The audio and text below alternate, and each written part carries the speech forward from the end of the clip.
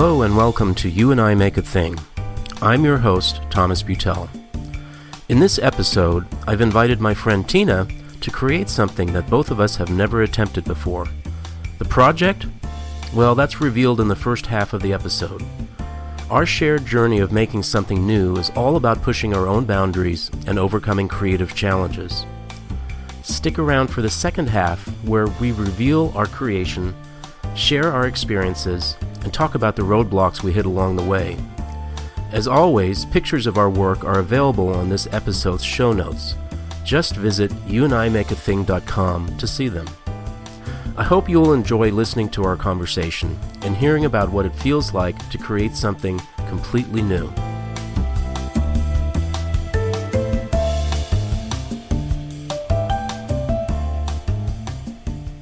My guest today is Tina Hoff. Welcome to the podcast, Tina. Thanks, Thomas. It's good to be here. I'm happy that you're here. Tina is a creative writer, a poet, and a playwright, and she practices art journaling. Tina recently introduced me to the concept of the 6-word story. The idea is to find 6 words that can tell a complete story. It's harder than it sounds, but it's really quite fun. Tina, when I sent you this invitation to You and I Make a Thing, you wrote back, "This sounds fun, and I'm honored that you would ask. It also terrifies me, which is probably why I should try it." I'm wondering if you could elaborate what you meant by that, what you were feeling when you got the invitation. Well, I guess I should start off by saying I'm usually terrified by new things. So I'm an introvert, and stepping out of my comfort zone is not easy. But, you and I talk regularly and talk about creativity and share things, and that's easy because it's one-on-one. But I don't really sometimes feel comfortable talking about all this as if I'm an artist, talking about my work outside of just, with close friends. Yeah. And also, I think, even that introduction you gave me, I think, am I all those things? Because I definitely suffer from imposter syndrome, And over the last, however many years, however old my kids are, I haven't done a whole lot of those things. And so, although I really feel like that's who I am deep down, calling me those things is a little bit strange to me. I think also, Thomas, knowing you've tried so many different things, and I am sort of just a writer by nature. And that's where I kind of stay. I stay in that lane, and it's a very solitary thing. And you sit there and you write something out, and then maybe you share it. And even though I've done playwriting with a playwrights group, and we did have our scenes performed for an audience at 2 different festivals that we held, which is fun. But, I get actors to do that for me, right? And we talked a little bit afterwards, took audience questions, which was fine. But you've tried so many different things. When you talked about us trying to come up with something that we could both try that we hadn't, I thought, wow, I could try almost anything, and I haven't done it before. But coming up with something that maybe you have not done would probably be difficult. So, I think we're going to come up with something. There's so many things I'd like to try. So, but thank you for saying that. I really appreciate it. You mentioned imposter syndrome, and my gosh, I feel that all the time. And, part of doing this, part of this You and I Make a Thing and trying something that we've never done before is really a part of trying to deal with that, right? At least the way I feel is the more that I try new things, I still bump up against imposter syndrome every single time, but it becomes like a practice or a dance, I should say. So that's really why I'm trying to do this, is to dance well with my imposter. I guess is the way to put it. Well, I think that's what your invitation felt like to me. And also, I think my imposter syndrome comes from a place where it comes from for a lot of people, which is, well, I only do it sporadically in little spurts. It's not a daily practice. It's not a regular thing. I fight with myself about wanting to do it badly and not finding time, or being afraid it's not going to be good when I finally sit down because I haven't made it a regular practice. Right. So actually having this event between us happening gives me a reason to do it and a time frame to do it in. So that's probably good. Well, let's jump in and find a thing to make. All right. Sounds good. So Tina and I have not decided on something ahead of time, right? The point of what we're doing right now is to be in the moment and to improvise an idea. So I've asked Tina to come up with 3 things that she might like to do. And I also have a list here of 3 things. So let's jump right in, Tina. Do you want to go first or do you want me to go first? Go first, I guess. Okay. So again, because I'm a writer and it's just a solitary thing in your head that you put down on paper, I don't tend to do a lot with my hands or rely on my hands to make art. That's kind of why I think I took up art journaling. Mm-hmm. It's just kind of free up that part of myself and be like the little kid scribbling in the coloring book again. Right. And not worry about whether my hands do the right thing. So I thought maybe trying something that uses my hands. And I have seen this before when I've been surfing around watching videos, and it's making a spirit doll. Uh-huh. So a spirit doll? Yes. Uh-huh. Yes. So it's sort of a spiritual exercise, but a creative exercise too, where you go out in nature and you find maybe some branches or twigs, and that's where you start. And they could be from a tree that you have in your yard or a place that you go that's sacred to you. And basically you form them into the shape of a body. Mm. And then you start decorating them, making a real 3D body out of that. So it might be strips of fabric or anything else you might have lying around. And you build up the body and make it a body. You might add a face of some sort, which could be just a disc of some sort, like out of wood, or some people make a clay face and paint it, whatever it is. Arms, which might be other twigs or branches that you find. And then you can just decorate it with anything that feels right to you. And then it can become a symbolic sort of figure for yourself or for your spiritual path or whatever. Right.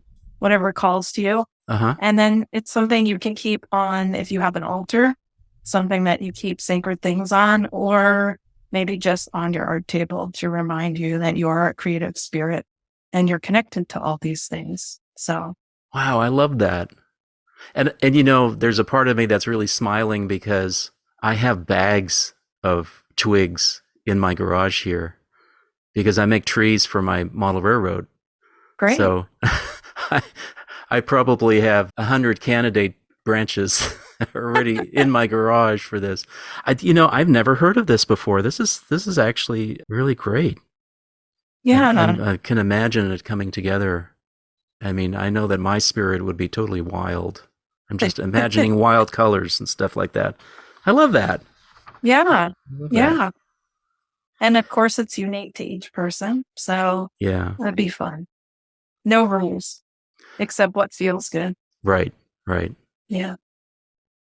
All right. Well, thank you for that. Let's bookmark that one and let's bounce back and forth with our ideas. So I'm going to say one right now that I've been sort of thinking about for a while. Are you familiar with the Mayan hieroglyphs?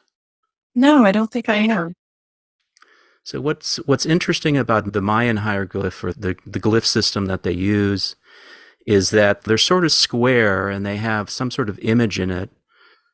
And they put them on these, they're called stelae. It's like these upright pillars or whatever that they write. They also have the books that they wrote in on bark, I believe. And what's unique about their writing system is that the hieroglyph can represent either a phoneme or an actual idea, a concept, or a word. But when they were drawing it, they had a great amount of freedom in how to express a particular glyph. So for instance, let's say a glyph consisted of a mouth and an arm and a couple of eyes, right? And that meant something. Let's say that meant, I'm just picking a word, like tree. Well, the writer had complete freedom in deciding where to put the eyes and where to put the arm and where to put the mouth. And this is what stumped people for the longest time because they would see all these different glyphs, And they all kind of look different. But what they finally realized is that as long as the glyph had an arm and eyes and mouth, it didn't matter what position they were in. It was the same concept. It was the same word.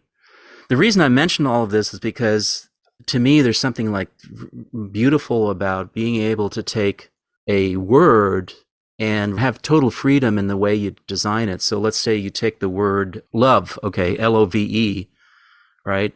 You could take the letters Love and you can just put them in different orders or different places within the square, but it would always mean the same thing. So I was thinking to come up with some sort of a word picture using glyphs, sort of inspired by the Mayan glyphs, but using English words or English letters or something like that. It's not an entirely well-formed idea, but that would be something that we could work on and how to flesh it out and make something with it. Yeah, that's interesting. It just reminds me of writers can write a whole page about loneliness, but there's different words on every page for every writer about what loneliness is. Yeah. Right. That's interesting. Yeah. All right. What's your next idea? Well, I've always loved pop-up books. And I've never tried to make a pop-up spread. And it fascinates me. So I would love to sort of learn how those are put together. You know, obviously we couldn't do a whole book to us. We would be here for a year. But maybe one spread just to try it out. Cool. I have an idea that is actually sort of builds on that. Oh, nice. You want to hear it? I do. So I've mentioned this in a previous episode of my podcast. And there's this wonderful book, Griffin and Sabine. Have you read it? Oh, I have. Yes. Yeah. I have that from long ago, and I do love it. And the idea is that it's two people that were mailing each other cards and letters. And the book itself, it is sort of like a pop-up book. There's actually envelopes inside, and you can pull out the letter. And the twist that I'm thinking about it is what would the story be like if there were like a magical mailbox and two people could be communicating to each other over time, like, you know, one person in the 19th century and the other person's in the 21st century, right? Ah, interesting. And what would the tension be there? Like the person in the 21st century might not want to reveal things to the person in the 19th century, you know, things like that. That could be fun, Thomas. Yeah. Yeah. Now you have me thinking.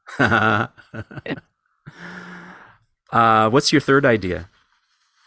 So, you know, I have a son who makes films and he likes to write scripts too. He takes after mom, which is great. I love that he takes after me a little bit. But I think trying to make a mini film, that's a lot of things to learn. So I thought instead, could you create a graphic novel? And since I don't draw very well, I thought, I wonder if you can make a graphic novel out of photographs. And I actually just Googled it a little bit because I thought, I'm sure someone's done that.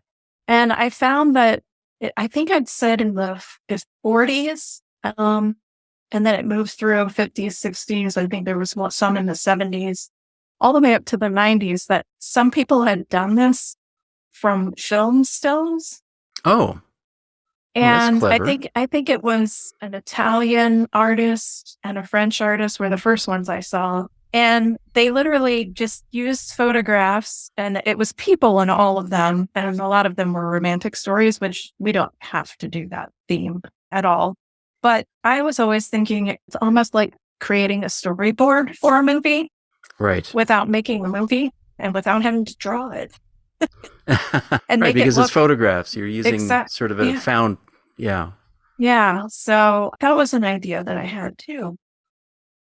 You know where that takes me, Tina, is there's this wonderful store that we have here in San Francisco called Scrap SF, and people come and donate art supplies to it. Literally, you just go and you donate stuff that you can't use anymore. And then it's sold for very little to, you know, teachers and artists and all that. And one of the things they have there is they have this huge bin of photographic slides. Mm-hmm. And they even have a little light table so you can look at what's there.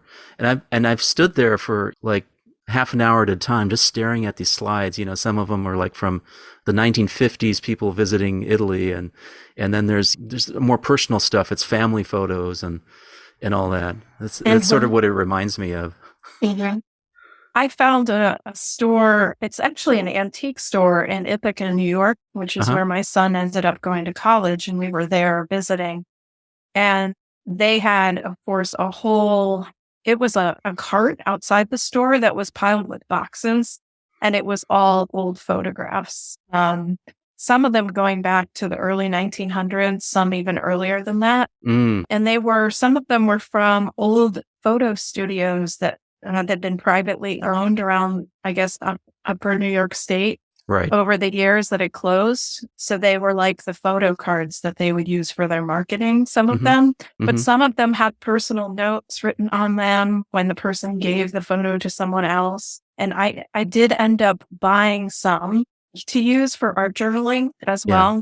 You know, not to cut them because that would break my heart, but to scan them and use images of them. So yeah, I also sat in front of that cart for hours. Actually, I stood. There was no chair. But I stood and I kept making little piles and more little piles of the ones I was interested in. It took quite a while for me to narrow down my options there. Mm-hmm. So I'm like you. I could definitely get lost in images in a little store somewhere.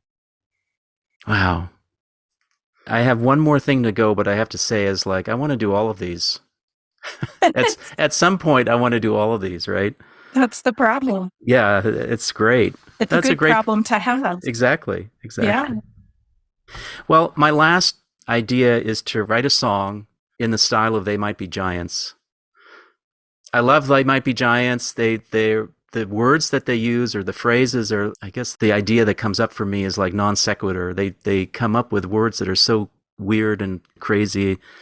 I mean, like this phrase from Anna Ing, I don't want the world, I just want your half. You know? That's great. Yeah. So anyway, that's my third idea to write a song. Oh, there's so much here. I like the spirit doll. I like the idea of pop-up books and also creating a storyboard from found photographs sounds good too. What are you thinking? Has anything sort of come up for you as like, yeah, let's try that? Well, of course, the writer in me loves the Griffin and Sabine idea. The writing a song in the style of They Might Be Giants terrifies me. Okay. Well, I guess it could be like writing a poem, right? I guess it's the music part that I think, oh, I would be terrible at that. But yeah, I might be able to write lyrics. Mm-hmm.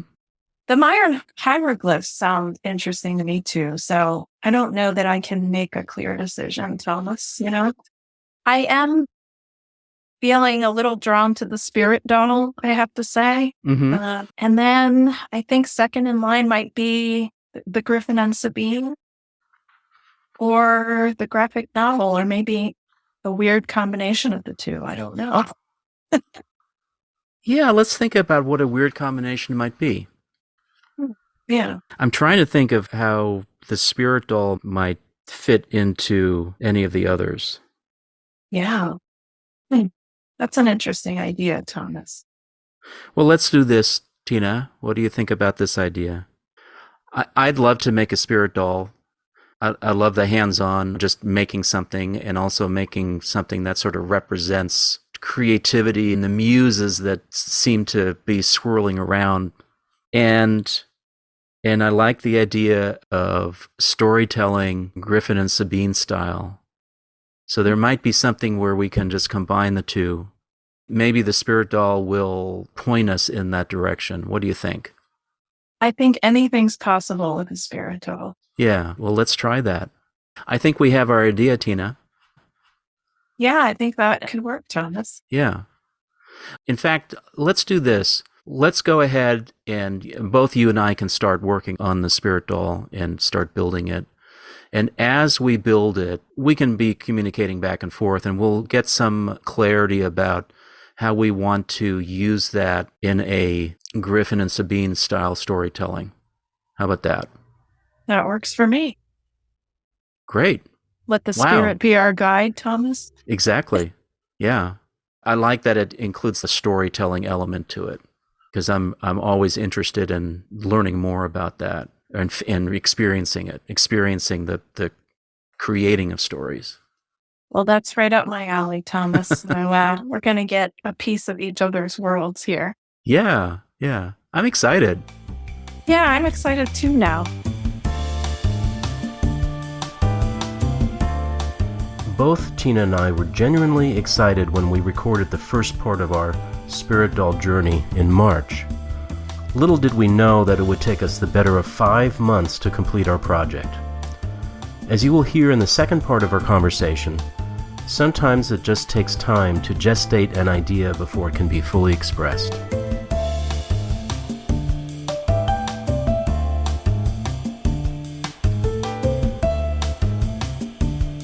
So Tina, welcome back.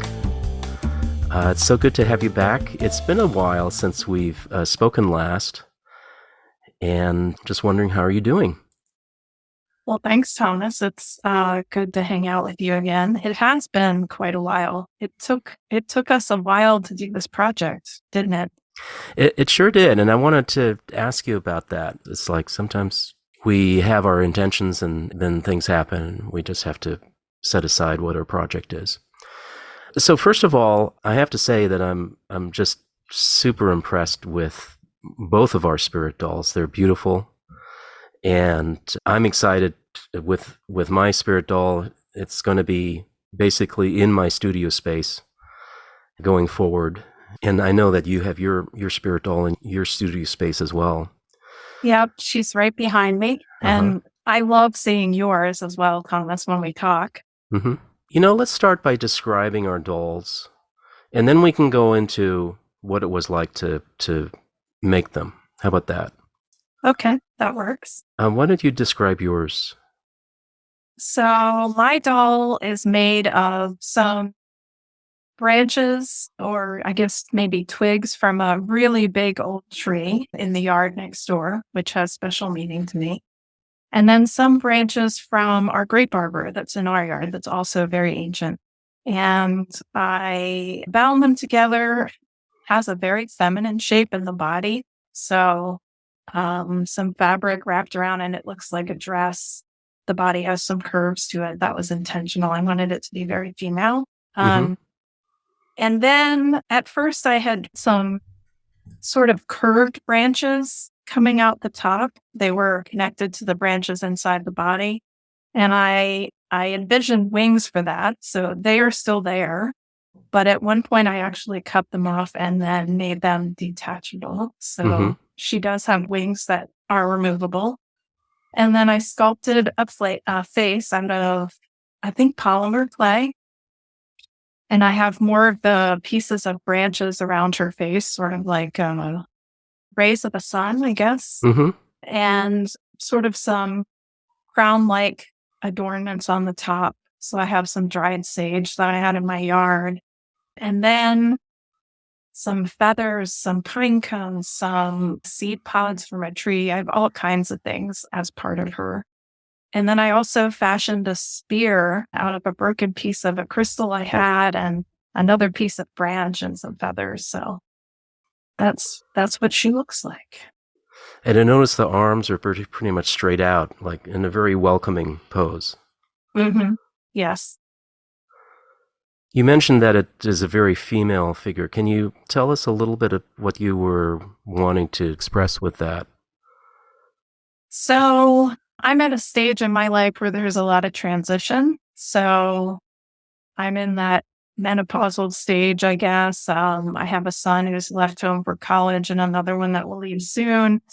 And so I think when we started talking about the spirit doll, my intention was to find that, I guess, wholeness in myself that I feel like is lacking right now because everything's in flux, everything's changing. I feel like at this stage, I'm getting rid of a lot of stuff that I don't want anymore.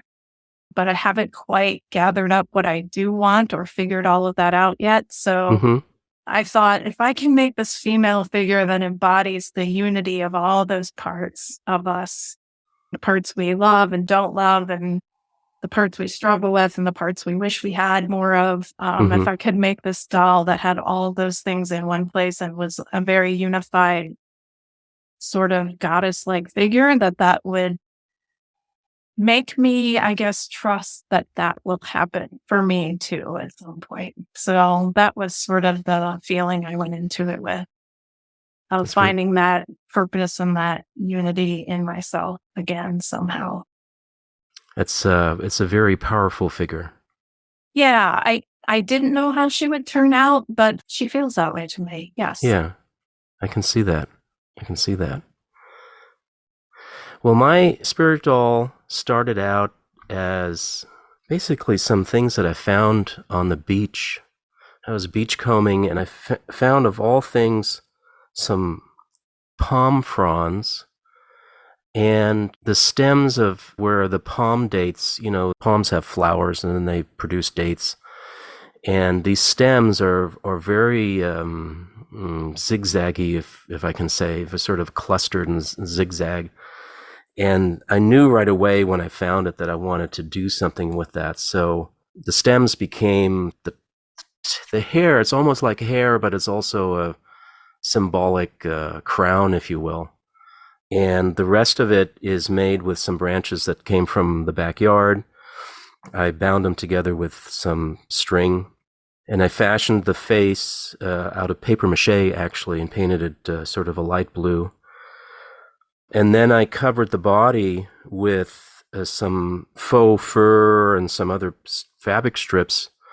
There's a lot of sewing that goes on in my family here. A lot of costumes are being made. And so almost every week there's bags of little strips and leftovers. And I snag those out of the garbage sometimes, because sometimes they're sparkly, like the strips that I have on my spirit doll are red and gold.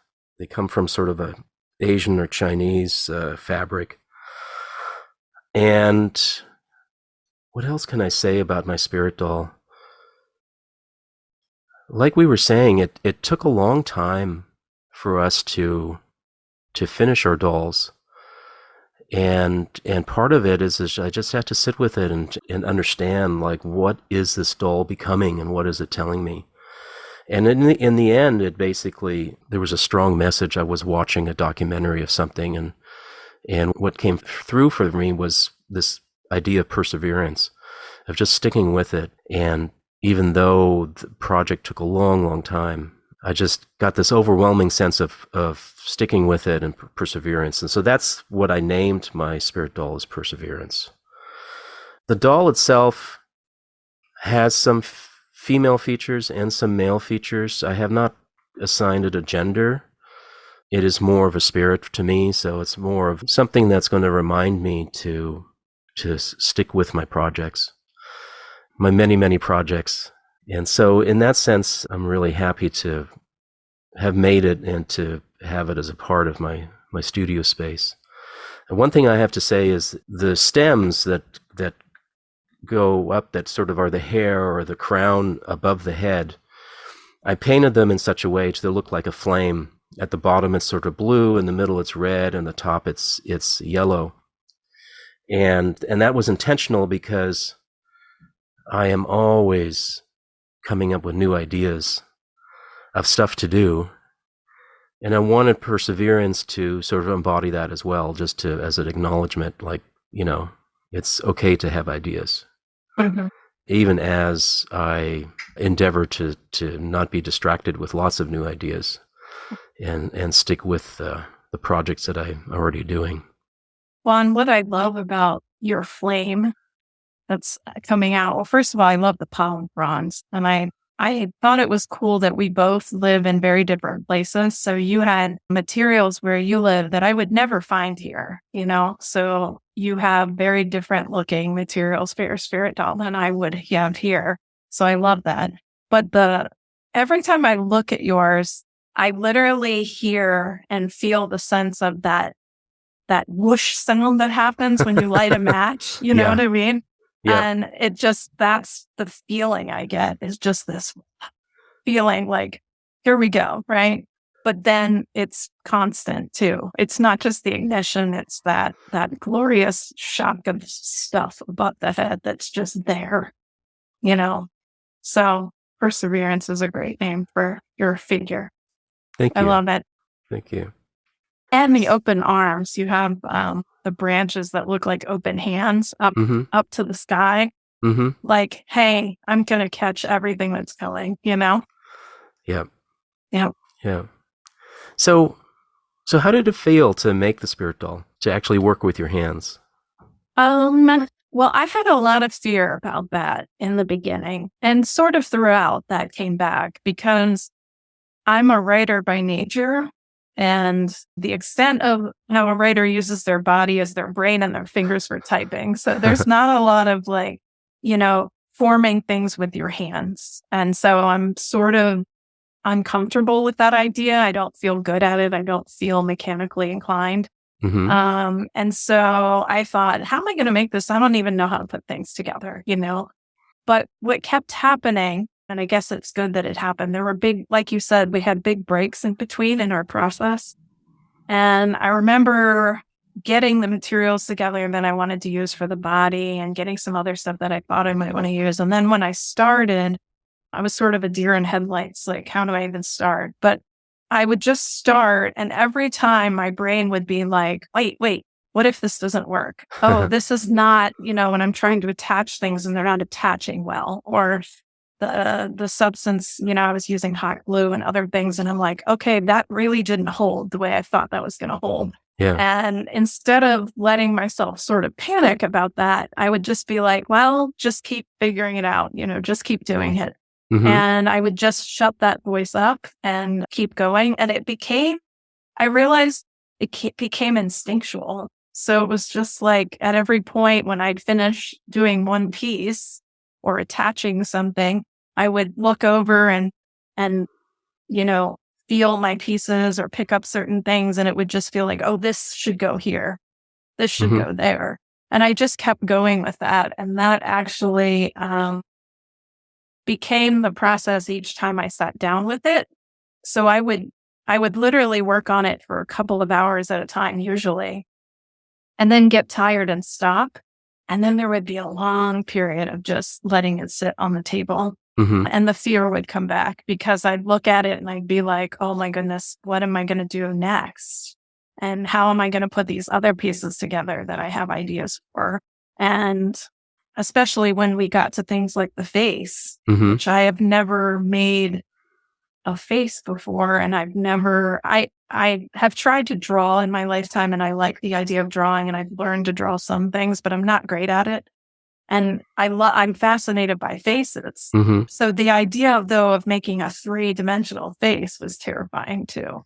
So that's probably a long answer to what you asked, but that became my process every time I sat down, was to panic first, then just start doing it, and then just keep following my instincts. And, you know, it seemed that at each point I somehow figured out how to make things stick together, how to make things attach to each other, where to place things, what things to place where. And then when I made the face, I don't know, I watched a couple of YouTube videos, I looked up some things, but in the end, I just sculpted it till it felt right, and it worked. So, yeah. So how did you feel once you saw that face, when it took form?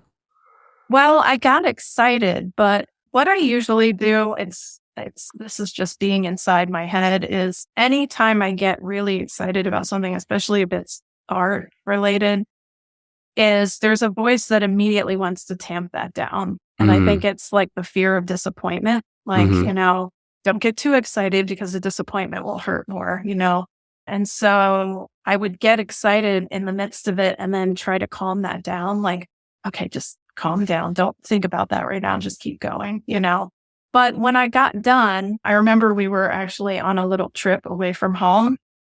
So I had to transport the face back home, and it needed to be baked.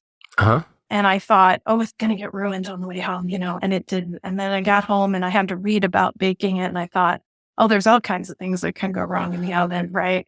And none of those things happened. So I guess at every step I kept thinking, maybe it's okay to get excited, because it seems that if you just let yourself go with the instinct, that you will figure it out. And even if there's a problem, like I had, minor issues when I was doing that, it's like, well, who cares? If it still works, if you can find a way to make it work, it'll still work. It'll be fine. Right. And so that was my experience, especially with the base as well. Yeah, mine came together fairly quickly. Well, the initial part, the branches, and you had sent me some resources on spirit dolls, and there was a particular face that I saw in there that I used as a pattern. But then it sat forever. The next step for me was to do painting and to make the cloak with the fabric and stuff, and that sort of stumped me for a while. I just was sitting there with this Ziploc bag full of fabrics, and it was sitting in the basement just sort of staring at me, and it's like, But I was fairly pleased with how the face turned out. Yeah, I've never done that before. I've never molded a face like that before, but I just worked at it, and because it's paper mache, paper mache, what I like about it is it's a slow medium. You can work it and you can change it, and because it takes 3, 4, 5 days for it to really harden.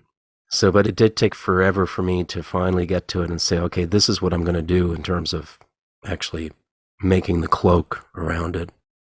So how did you feel when it was all finished? Actually, I'm trying to think. I think I was a little sad it was over, to be honest.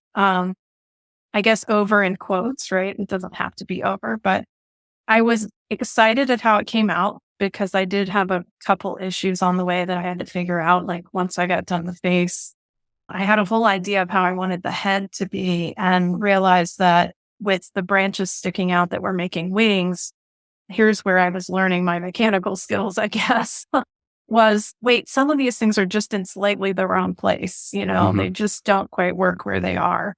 So at one point I had to make a decision to cut the wings, or cut the branches coming out of the top that were going to be my wings. And then I also had to figure out a way to attach that face that it was in the right spot. And that took some figuring out. So I think I was also just excited that all those different pieces did come together, and it's a coherent piece, and it actually looks right. And right's in quotes. It looks like a figure. It looks like I imagined that it might look, with some surprises along the way, because I don't think you ever really know how it's going to look from the beginning. I don't think we planned that out, Thomas, each little piece, right? It just sort of happens along the way. So that was kind of fun. That was kind of exciting when you get done and you stand back and you look at the whole thing and you're like, wow, how did that even happen? How did that even come together? And somehow, I think when you look at it, and I think you probably feel this way about yours, is, well, it came together exactly as it should have, Yeah, there wasn't a plan. Like, I didn't draw anything for it.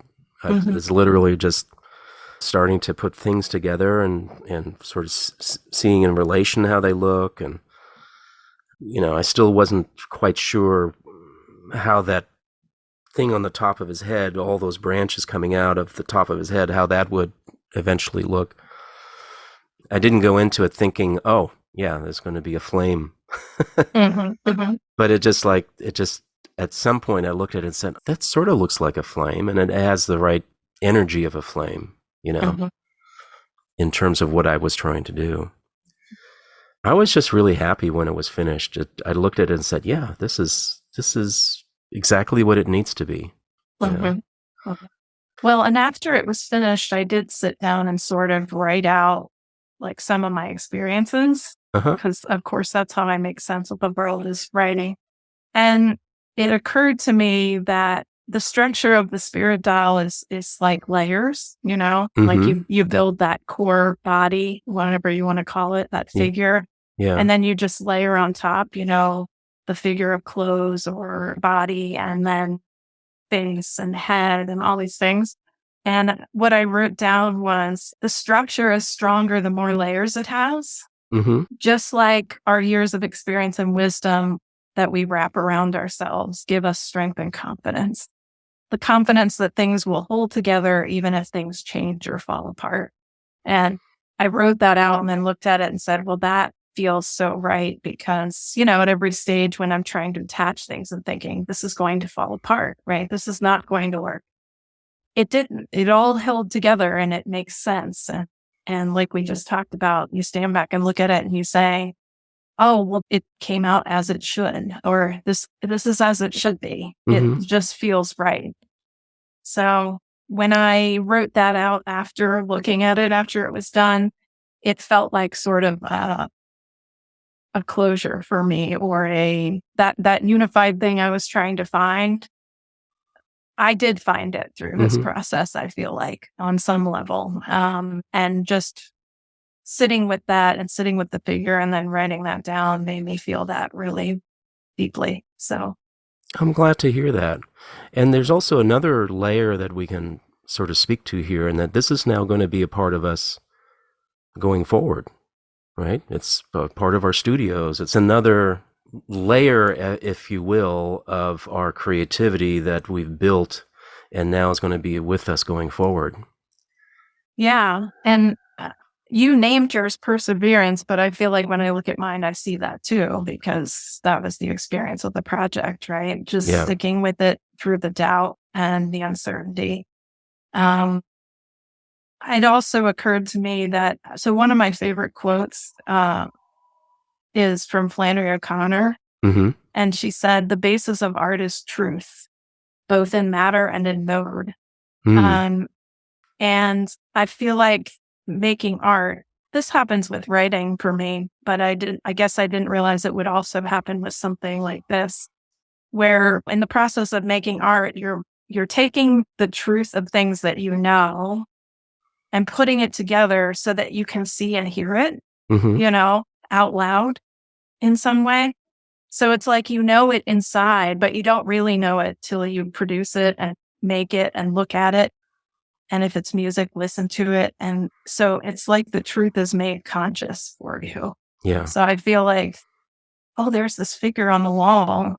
That's a truth I came to. It was in there. I just didn't know it until she came out, Yeah. So that's comforting to me too, the way things all sort of eventually tie together in some way.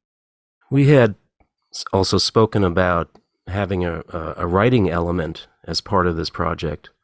And eventually what we decided to do was to write in the voice of our spirit dolls to the other spirit doll.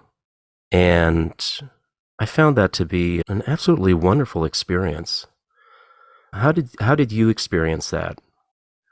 Well, I think I didn't quite know what her voice should be. And then I got your note from Perseverance. And actually, you inspired me to find her voice and write back to you. So I would kind of had to wait for you or Thomas to spark that for me, which is weird because that was the writing element, which I thought I felt so comfortable with. And that was the part that I was kind of just a little bit blank on by the end, And maybe it was because this was more of a hands-on process and not writing. So maybe I just had trouble switching gears back, to the writing piece. I don't know. So.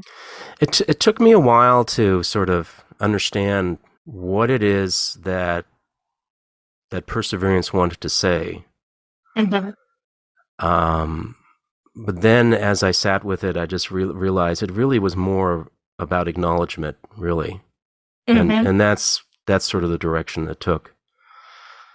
I'm glad we did that. I'm glad we added that element to it because I think it sort of provided a certain amount of closure to the process of making the spirit dolls. Does that make sense? Yeah, I thought... Not that it needed closure, but it was sort of a nice little final note to it. Yeah, I think acknowledgement, like the word you used, acknowledgement, fits because it was almost like the spirit doll saying, I see you. this thing that came out of nothing that was created. I see you and I understand who you are, Yeah. It was kind of cool that way. Yeah. Yeah. So did you come to any truth, Thomas, through this process or like the truth made conscious? Did you discover a truth you already knew by the end? That's a great question. I liked what you said about being both mode and matter. Mhm. And what I went right to was mode. As you know, I really like to make things with my hands. So for me, a lot of that truth is in the mode, is in the making. And I guess what I can say about that is that for me, making is about discovery. Because I don't hesitate when I start making stuff. I just say, okay, well, what am I going to do? Okay, I'm going to get some rope, or I'm going to get some string, or let's see, what's the best way to attach this? Or, all of those questions are answered in the moment of making. So I guess for me, the truth is really more in that moment of making, in a moment of working with my hands. And boy, that's kind of hard to describe, actually, as I'm trying to describe it. But it's who I am in terms of the type of art that I want to make and what I want to do going forward. It's definitely, there's something about working with my hands and seeing something in my hands. That's where my truth is, actually. Even more so than the final product, oftentimes. It's those moments of creation, I guess, is the best way to put it. Yeah, I feel like I got to experience that for the first time. Uh-huh. It's familiar to me when I'm writing, and it is hard to describe, you're right. But yeah, what you described in the making, the physical part, yeah, I experienced that a little bit too for the first time. And that's why I think it's important for all of us as artists to try all these different modes. Writing for me is I was going to say struggle. It's not a struggle, but it's definitely not as fluid as making something with my hands. And yet it is, as you say, it's creating in exactly the same way. And that's why I like trying so many different things, whether it's printing or drawing or gluing or writing. Those are all ways of being with truth in the moment. Yeah. It's like a form of meditation, sort of. It is. It really is. Well, Tina, this has been so wonderful. And I really want to thank you for being my partner in making Spirit Dolls, and just your willingness to try something that you've never done before. So thank you for that. Well, Thomas, I love hanging out with you and talking about this stuff, but I think this is the first time that you've given me a project. And I love it because you nurtured that along and let me experience this for the first time. So that was very wonderful. Thank you. Thanks, Tina. Okay, take care. Thank you. Bye. Thank you for embarking on this creative journey with us today on You and I Make a Thing. I hope the trials, triumphs, and revelations we shared ignited your own spark of creativity. Remember, art is about the process as much as it is about the product, so don't hesitate to make your own thing and embrace the challenges along the way. Connect with me on Instagram at Butelevision and tell me about your creative endeavors. And don't forget to tune in next time when I dive into another creative adventure with a new guest artist. You won't want to miss it. If you enjoyed the episode, please consider leaving a review and sharing the podcast with other art enthusiasts. Your support helps me continue to bring these creative explorations to life. Until next time, keep making, keep exploring, and keep surprising yourself.